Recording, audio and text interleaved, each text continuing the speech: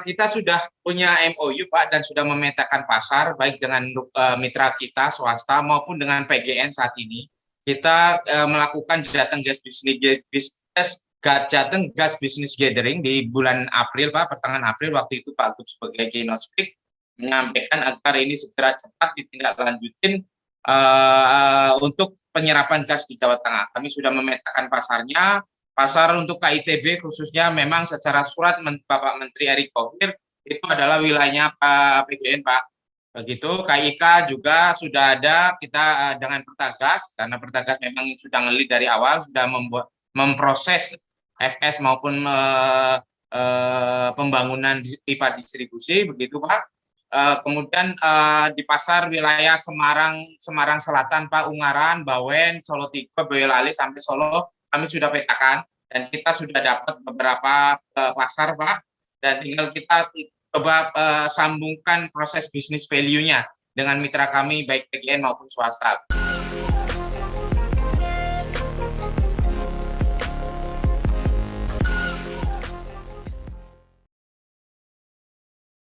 Jadi betul Pak Bang, mungkin kita komparasikan ya, terutama di spek pendapatan ya, gitu ya kan begitu ya. Jadi memang kalau kita lihat pada APBD 2021 perubahan, itu pendapatan kita ada 26,7 triliun. Ya.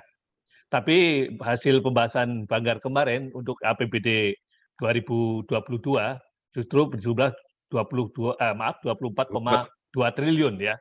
Berarti ada penurunan sekitar 2,5 triliun. Ini sejatinya kalau dari sisi PAD itu kita naik PAD loh. Itu. Ya, karena kan gitu. Jadi kita harus menjelaskan dulu ya. Supaya masyarakat memahami tentang konstruksi daripada pendapat itu. Jadi komponen APBD itu kan postur APBD itu kan ada dua ya. Pendapatan dan belanja.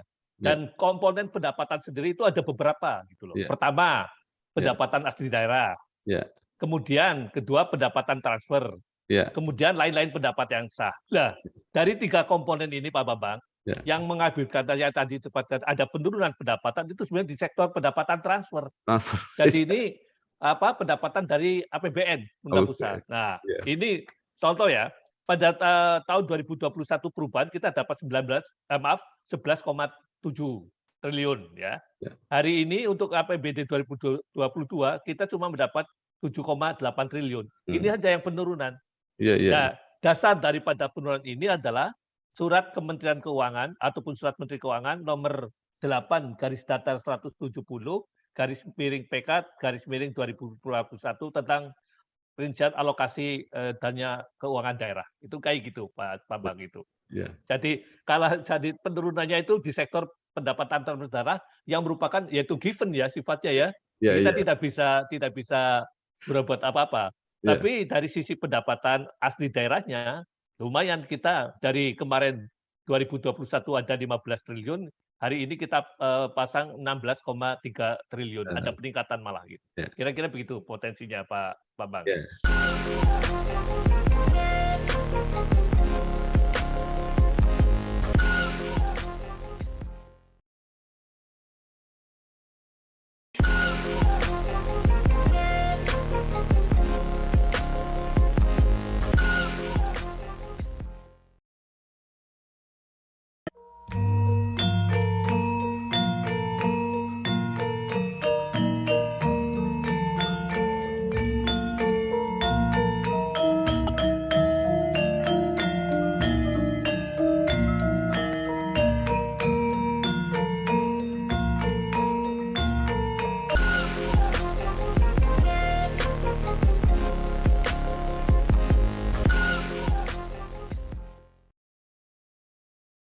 Assalamualaikum warahmatullahi wabarakatuh. Bersama saya Bambang Sadurno di channel Inspirasi Jawa Tengah. Mudah-mudahan channel ini selalu memberi inspirasi, motivasi, edukasi, informasi, syukur bisa membantu mencari solusi. Kami sedang mempersiapkan beberapa video untuk memberikan gambaran atau prediksi apa yang terjadi tahun 2022 di Jawa Tengah, khususnya di bidang perekonomian dan dalam kita menjaga supaya pandemi COVID ini cepat melandai. Saya sudah bersama dengan Bapak Muhammad Iqbal. Beliau adalah Direktur Utama PT Jateng Petro Energi Perseroda atau yang dikenal dengan JEPEN. Apa kabar Pak Muhammad Iqbal? Alhamdulillah Pak Bambang, sugeng siang Pak, sehat selalu nggih. Siang. Pak, mungkin panjenengan sebagai tokoh yang bergerak di bidang bisnis, bidang ekonomi, mungkin bisa memberi gambaran, prediksi kira-kira perekonomian Jawa Tengah tahun 2022 itu seperti apa? Ya, matur nuwun Pak Bambang. Insya Allah di tahun 2022 dengan kondisi Jawa Tengah yang sudah masuk ke PPKM 1, perekonomian sudah mulai menggeliat, begitu, terutama khususnya di wilayah kerja kami, Jateng Petro Energi, yang bergerak di bidang energi untuk segera percepatan khususnya untuk pengembangan infrastruktur gas di Jawa Tengah, Pak. Begitu, memang proyek kami Jateng Petro Energi lebih dikhususkan untuk infrastruktur khususnya gas, dan yang saat ini sudah mulai jalan adalah niaga CNG, Pak.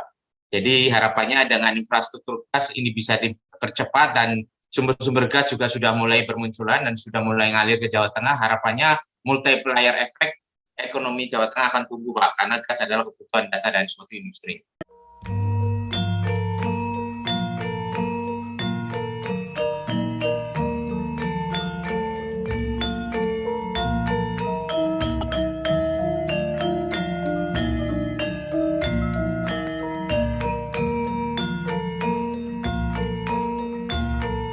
Kalau dilihat petanya sekarang, seperti apa Pak? Pasokan gas yang masuk ke Jawa Tengah sekarang? Jadi pasokan gas Jawa Tengah saat ini, Pak, yang sudah jalan, memang dari dulu sudah jalan adalah dari Gundih, Pak. Memang Gundih sekarang turun dari 50 menjadi 42 dikarenakan permasalahan Central Processing Facility yang ada di Gundih, yaitu thermo oxidizer setelah fire incident, Pak. Tapi dari sisi upstream-nya, dari sisi hulunya, potensinya masih sangat besar, Pak. Dan itu sedang kita exercise dengan mitra kita, Pak. Gundih ini secara upstream, potensinya masih ada sampai 70 mm CPD, Pak. Namun hanya bisa terserap di CPP hanya 42. Dan ini kontraknya dengan IP Tembaklarov hanya 50. Dan sisanya ini kami sudah koordinasi dengan ESDM maupun SKK Migas untuk di-exercise, Pak. Untuk di-exercise supaya angka 70 bisa tercapai. Jadi potensinya adalah untuk mengembangkan Gundih ini dan membuat fasilitas CPP yang kedua, entah itu pakai investor baru atau nanti dikembangkan oleh Pertamina, EP Aset 4, begitu Pak. Pepsi dalam hal ini sekarang. Iya. Gitu. Nah, dari sisi Muria, Pak, ya. Sisi Muria ini memang sudah jalan, dan ini kemarin yang mengisi pipa Gresik Semarang itu sudah diisi oleh gasnya yang dari Muria, Pak. Dari Muria sekitar 20 mm, dan itu larinya produksinya adalah terkontrak dengan Tembaklarov. Sisanya memang sudah dipakai untuk persiapan commissioning proyek JTB, Pak. Dan itu juga sudah commissioning SPBG Sayung. SPBG Sayung ini potensial untuk segera kita kerjasamakan dengan mitra kita, anak perusahaannya PGN, yaitu Gagas Energi. Begitu, Pak. Yang saat ini sudah ada itu dari Gundih, dari Muria, kemudian yang dari Randu Gunting, Pak, sudah 1 tahun dengan produksi 3 mm sudah terserap di Jawa Tengah, dan insya Allah di awal tahun 2022 dari JTB yang sangat besar itu segera akan teraliri pipa Gresik Semarang oleh gas JTB.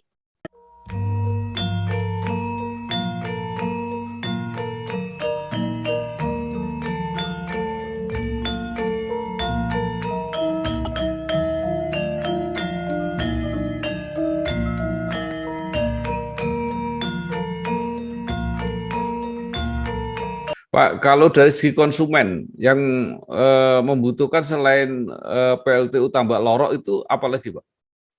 Kita sudah punya MOU, Pak, dan sudah memetakan pasar baik dengan mitra kita swasta maupun dengan PGN saat ini. Kita melakukan Jateng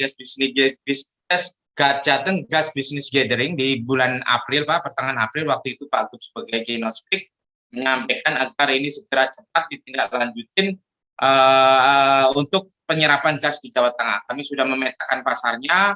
Pasar untuk KITB khususnya memang secara surat Bapak Menteri Erick Thohir itu adalah wilayahnya Pak PGN, Pak.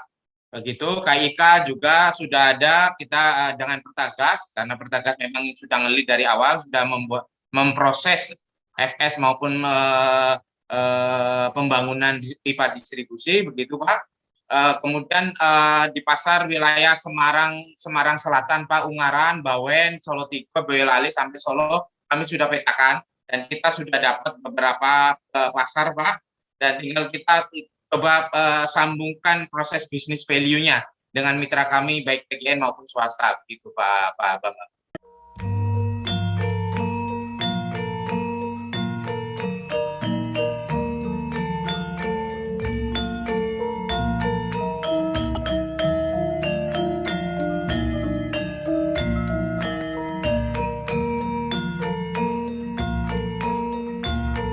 Kalau KITB itu nanti jatahnya PGN, kan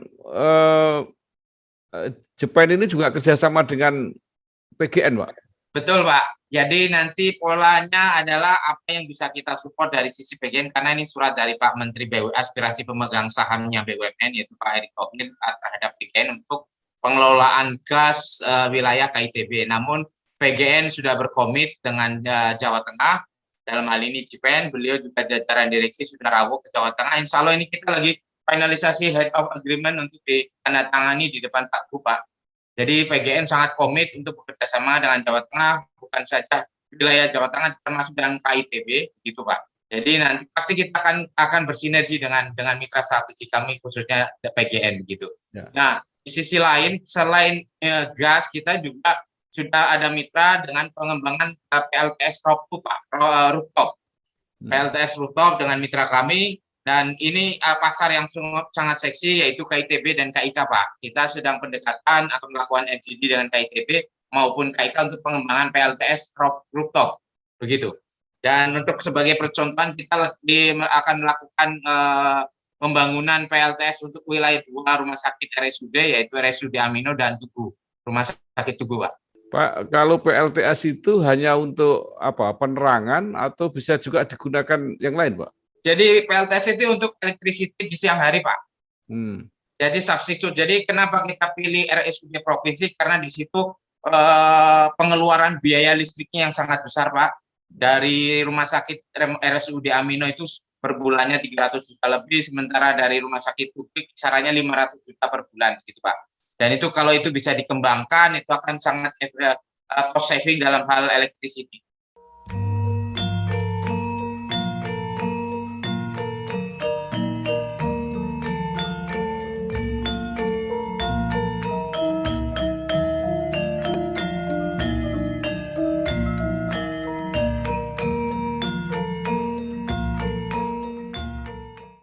Kenapa itu harus ditangani misalnya oleh Jepen, Pak? Mereka tidak bisa invest langsung itu rumah sakit itu. Kebetulan mungkin rumah sakit fokus bisnisnya adalah dari sisi kesehatan medical, Pak. Kebetulan dan kami dipasrahin oleh pemegang saham dalam ini Pemprov Jawa Tengah yang punya background technically experience dalam hal energi dan bisa mencarikan investor mitra untuk mengembangkan energi terbarukan wilayah Jawa Tengah. Jadi target Pemprov Jawa Tengah di tahun 2025 bauran energi harus mencapai 21, sekian persen, Pak. Sementara saat ini baru tercapai 11,89%. Dan ini tantangan cukup menantang buat kami untuk mensinergikan dengan SDM provinsi.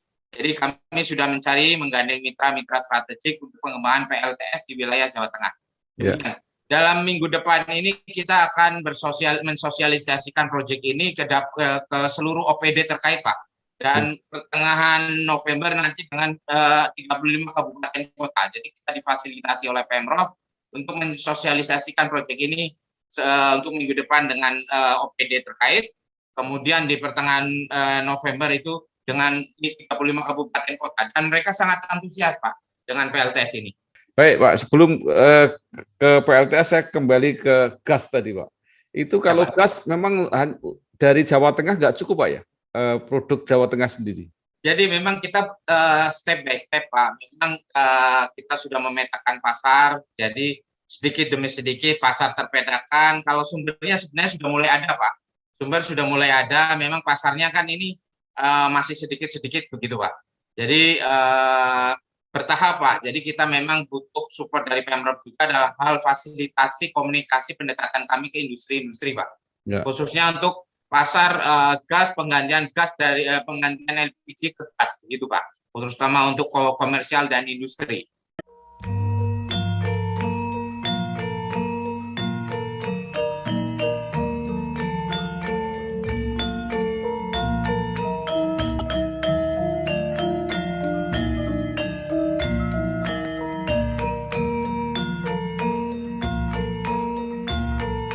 Itu kalau tidak salah juga ada apa Pak? Produk baru dari Tuban kalau tidak salah. Ya juga ingin masuk Jawa Tengah. Itu sudah diperhitungkan atau belum Pak?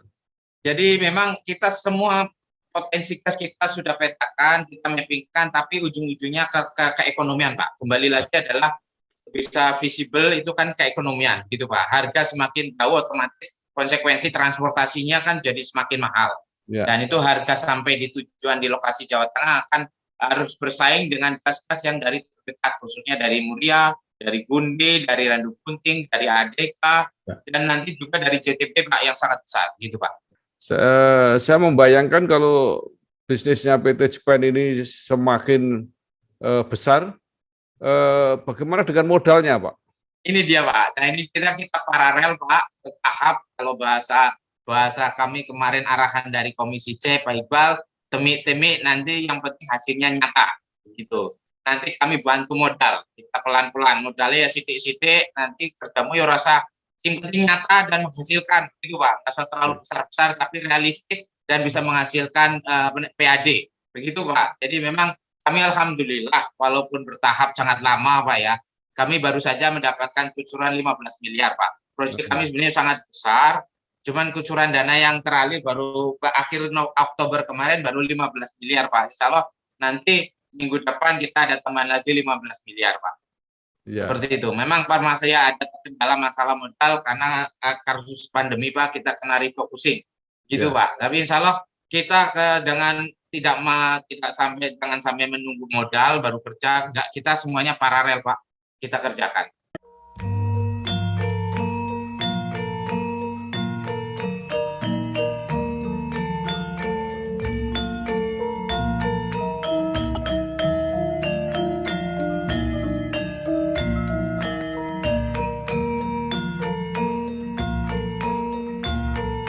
Itu tidak mungkin pakai modal perbankan, Pak? Pasti, Pak. Artinya modal perbankan juga sangat sulit, Pak, karena terkait masalah anggunan ya. Jadi otomatis kita berkolaborasi dengan mitra strategi. Ya. Karena jujur JP juga perusahaan baru. Kita bukan pemain. Saya hanya pernah ngalapang jadi karyawan di perusahaan multinasional oil and gas. Dan untuk praktisi ini butuh kolaborasi dengan technical strong, pemain yang strong seperti PGN maupun swasta. Demikian Pak Bambang. Pak, kemudian ada pertanyaan itu ya, teman-teman di sekitar Cepu Blora itu kan di sana ada gas. Mereka sudah lama sebenarnya pengen supaya mereka bisa langsung memanfaatkan, apakah itu untuk rumah tangga atau untuk industri kecil atau apa gitu. Nah sampai sekarang belum bisa, itu kenapa Pak? Jadi kita harus pisahkan Pak benang merahnya. Kalau untuk mungkin Jargas Pak, jaringan gas ya. Itu sebenarnya proyek lebih ke arah public service oriented Pak. Ya. Jadi ini sebenarnya ranahnya pemerintah dalam hal ini SDM, programnya SDM untuk merealisasikan Jargas di seluruh untuk warga masyarakat. Ya. Begitu Pak. Jadi kalau kita adalah karena kita adalah profit oriented Pak PT, demikian juga yang mengelola baik K3S maupun downstreamnya dalam hal ini yang membangun major station dan lain sebagainya, bicara tentang keekonomian, bicara tentang keuntungan, pendapatan. Nah, jadi larinya memang kita arahnya dengan sistem CNG begitu saat ini, karena secara pipa juga belum tersambung. Harapannya nanti kalau pipa itu sudah tersambung, Jargas akan mudah direalisasikan Pak. Jadi itu tidak bisa dibisniskan Pak ya untuk melayani. Ya kalau melayani masyarakat sekitar mungkin dari pihak pemerintah daerah mengajukan kepada pemerintah pusat Pak dalam hal ini SDM agar masyarakat sekitar bisa mendapatkan manfaat dari gas tersebut untuk Jargas, Pak, gitu. Karena secara keekonomian Jargas sebenarnya lebih ke arah CSR, Pak. Karena kebutuhannya kan nggak banyak. Kalau taruhlah 0,1 itu sekitar 4.000 sambungan rumah, Pak. 0,1 MMSCVD begitu. Dan nilai investasinya sampai kalau nggak salah 20 miliar. Jadi kalau di B2B kan nggak masuk. Jadi ini memang program public service oriented khususnya dari pemerintah SDM, dan pemerintah SDM sudah menugaskan sebenarnya kepada PGN, Pak. PGN. Nah, PGN pun sebenarnya sangat keberatan, tapi karena ini penugasan, kami juga digandeng sama PGN untuk sama-sama mungkin kami akan jalankan itu dan mengambilkan dari sisi keuntungan CSR kami, Pak. Dari PGN, CS-nya PGN, CS-nya JIPEN, SPHC, dan lain sebagainya. Begitu, Pak Bambang. Ya.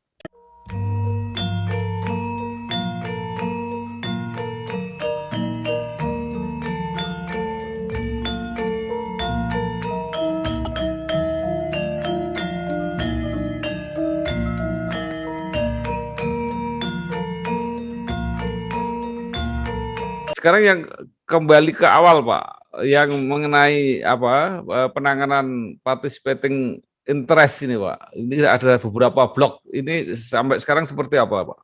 Jadi memang kita terkendala di K3S-nya, Pak, masalah keekonomian ya. Jadi kita memang surat dari Bapak Gubernur kepada Kepala SKK Miga sudah ditindaklanjuti oleh Pak Kepala kepada K3S. Kita ada 3 K3S, Pak. Ya ini PI Muria, PI Randu Guting, dan PI ADK. Dari masing-masing K3S menyampaikan kemarin bulan lalu ya, tanggal 8 Oktober sudah dimitingkan oleh SKK Migas Jabanusa di tempatnya Pak Kadis SDM Provinsi, bahwa mereka masing-masing menyampaikan memang untuk Muria khususnya, Muria ini dalam tahap cut loss, Pak, cut loss. Jadi memang proyek mereka kan post major, loss, jadi harapannya PI itu baru bisa ditawarkan ke Jawa Tengah apabila nanti sudah masuk ke tahap perpanjangan. Jadi kontrak akan habis, Pak.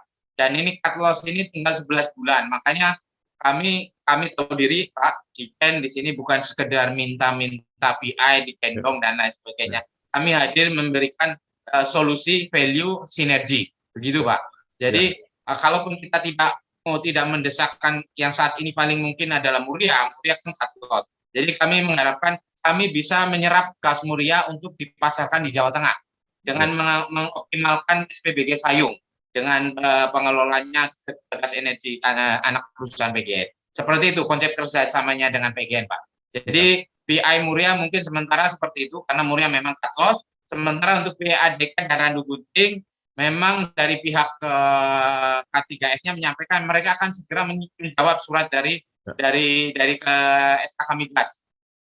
Seperti itu alasannya, Pak. Insya Allah nanti dalam waktu dekat sudah ada jawaban dari K3S. Setelah itu surat jawaban turun, nanti kita bersama dengan daerah, BUMD daerah, untuk berkolaborasi membentuk anak perusahaan pengelola PI untuk segera menindaklanjuti surat dari tawaran dari K3S untuk kita lakukan due diligence. Begitu, Pak Bambang. Nah, sekarang mengenai Cepu, itu kan ada sumur-sumur tua itu, Pak, di sekitar Cepu itu. Itu masih ekonomis apa enggak, Pak?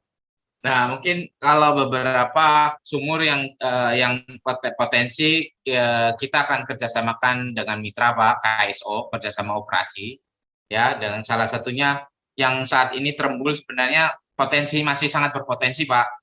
Cuman permasalahan internal dari investor dari K3S sendiri yang kurang kompeten, Pak. Jadi sempat mangkrak, ini sedang kita pacu lagi supaya ini bisa kita kelola lagi agar bisa menghasilkan Trembul, Pak.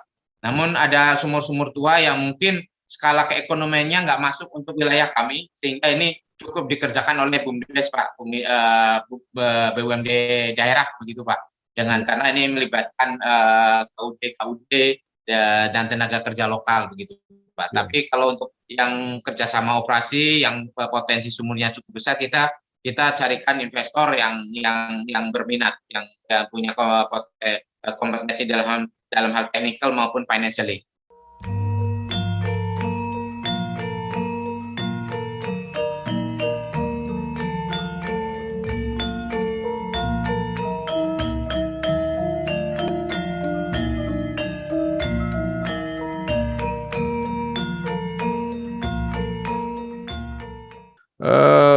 Pak Iqbal, ini salah satu misi atau tugas dari PT Jepen ini kan hilirisasi produk migas, Pak. Itu apa yang bisa dikerjakan, Pak? Jadi kalau hilirisasi ini tidak mudah, Pak, butuh kolaborasi karena pintunya adalah melalui BKPM, konsinyalir dengan BKPM untuk bisa mencarikan investor-investor yang tertarik bisa mengembangkan produk petrokimia. Hilirisasi dari hulu migas adalah petrokimia salah satunya, baik pupuk, metanol, amonia dan lain sebagainya. Namun dari sisi kacamata investor pun akan melihat, Pak, secara kemapanan dari infrastruktur, baik sumber gasnya, ya, kedekatan dari sumber gas, kedekatan dari pasar, dan infrastrukturnya dalam hal ini pelabuhan, angkutan, seperti itu, Pak. Jadi bisnis petrochemical ini bisnis yang komprehensif, Pak, integrated dan komprehensif, di mana nilai investasinya sangat mahal dan harus integrated. Kalau terputus-putus hanya amonia saja, ekonominya kecil. Kalau kita mau bikin amonia, otomatis harus bikin pupuk, begitu, Pak. Kalau kita bikin propilin atau etilin, otomatis harus bikin polipropilin, stirin, buten, dan lain sebagainya, petrochemical. Seperti itu, Pak. Perusahaan akan baru bisa menikmati apabila petrochemical itu sudah menjadi integrated. Seperti halnya Chandra Asri. Saya orang dulu dari alumni Chandra, Pak. Ya. Dulu awal-awal saya menebang pohon lah istilahnya. Kami masih sangat prihatin waktu itu. Jadi saat ini teman-teman Chandra sudah bisa menikmati karena di sana sudah bisnisnya sudah sangat integrated, sangat efektif dan efisien, dan nilai marginnya cukup sangat besar dan paling top rank salary untuk di petrochemical yang ada di Cilegon, begitu Pak Bambang. Iya, luar biasa. Nah, tadi dikatakan tadi ada PLTS, Pak. Jawa Tengah itu kan juga potensi untuk Pak, panas bumi juga luar biasa, Pak. Itu disalurkan kemana, Pak? Saat ini memang panas bumi belum sampai kita sentuh, Pak. Nanti arahnya kalau kita bertahap kita akan arah sana karena kita punya potensi panas bumi, Pak. Jawa Tengah memang ada beberapa sumber panas bumi yang sudah dikerjakan, yang di Dieng, Geodipa, begitu, Pak. Masih sangat potensi untuk bisa dikerjakan nantinya, Pak. Tapi memang dalam jangka waktu 1-2 tahun belum kita jamah, Pak. Memang kita akan lebih fokus infrastruktur gas sama PLTS, Pak. Tapi kedepannya pasti dalam ke 2-3 tahun kita akan jamah ke arah panas bumi juga, begitu, Pak.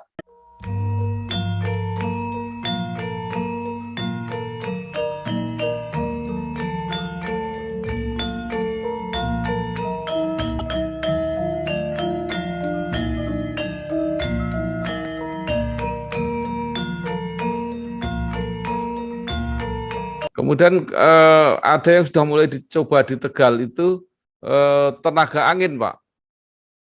Itu seperti apa potensinya, Pak? Potensi tenaga angin cukup besar karena kita dekat dengan laut, Pak, ya. Cuman teknologi di Indonesia belum banyak, Pak. Ya. Jadi memang benchmarkingnya kita cukup susah, gitu, Pak. Kecuali yang sudah PLTS kan sudah cukup banyak dan bisa segera untuk ditingkatkan, khususnya bauran energi bersihnya, begitu, Pak. Oke. Baik, Pak Iqbal, mungkin terakhir ada saran dan harapan baik kepada pemerintah tadi yang harus menambah modal gitu ya. Kemudian dunia usaha yang memanfaatkan kerjasama dengan pemerintah daerah, saran dan harapan PT Jepen supaya benar-benar yang dikerjakan PT Jepen ini punya share punya peran di dalam pertumbuhan menumbuhkan ekonomi Jawa Tengah. Jadi memang selain salah satu tadi sudah disampaikan masalah permodalan kami yang sangat terbatas, satu, Pak. Yang kedua tentunya kita bisa mohon difasilitasi, dijembatani untuk pendekatan berkomunikasi dengan industri-industri yang ada di Jawa Tengah, termasuk dalam hal ini kawasan industri Batang, kawasan industri Kendal, kawasan industri Wijayakusuma, seperti itu, Pak. Karena pemerintah daerah kan sebagai regulator, kami sebagai bisnis.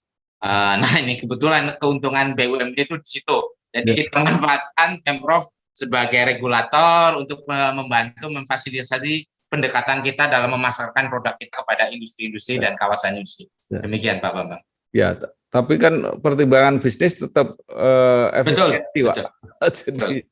Pasti. Pasti. Jadi bagaimana kita Pemprov bisa membantu kami untuk mengkampanyekan energi bersih, mengkampanyekan energi bersih dalam hal ini tidak hanya tenaga listrik surya PLTS rooftop, tapi juga penggunaan gas, ya, konversi LPG ke gas, konversi BBM ke gas, city gas, seperti penggunaan city gas juga, begitu Pak. Baik, Bapak Muhammad Iqbal, Dirut PT Jateng Petro Energi Perseroda atau PT Jepen, terima kasih atas penjelasannya. Jadi mudah-mudahan apa yang disampaikan, apa yang diprogramkan itu bisa menjadi kenyataan untuk ikut membuka ekonomi Jawa Tengah dan mensejahterakan masyarakat Jawa Tengah, khususnya memberi harapan di tahun 2022. Sekali lagi terima kasih Pak, sukses terus. Assalamualaikum warahmatullahi wabarakatuh. Waalaikumsalam warahmatullahi wabarakatuh.